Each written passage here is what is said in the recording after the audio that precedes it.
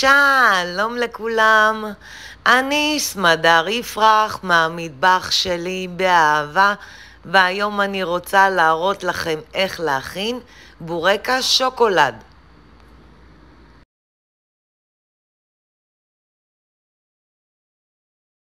המצרכים הם מעט קמח, מעט אגוזים טחונים, מעט שוקולד קצוץ, קוביות שוקולד קטנות או גדולות, בצק עלים מרודד, וביצה להברשה. אופן ההכנה: אני מפזרת מעט קמח על משטח העבודה, מניחה את הבצק, מפזרת מעט קמח על הבצק ומרדדת מעט.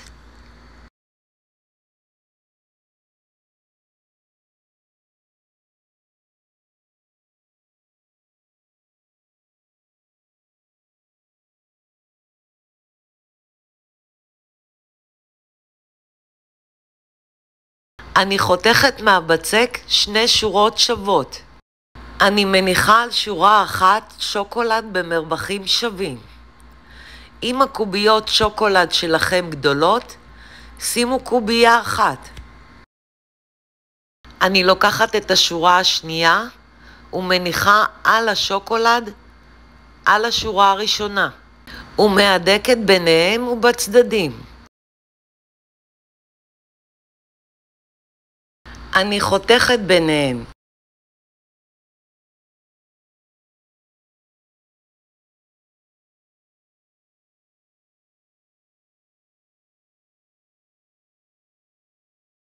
ומניחה על תבנית אפייה עם נייר אפייה.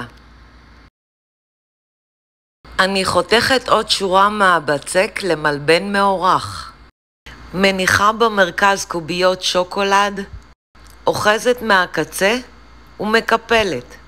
מהדקת מעט וחותכת לצורת משולש. ומניחה על תבנית האפייה. וכך אני ממשיכה להכין עד שנגמר הבצק.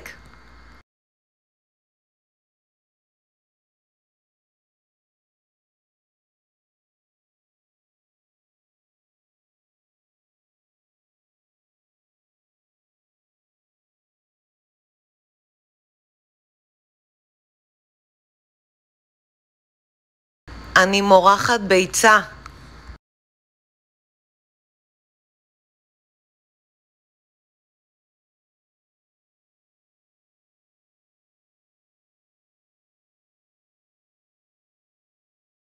אני מפזרת מעל שוקולד קצוץ.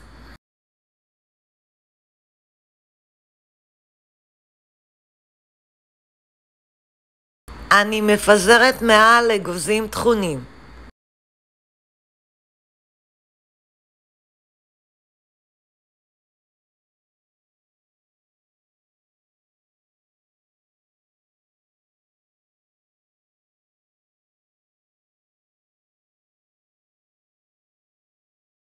מכניסה לתנור שחומר מראש.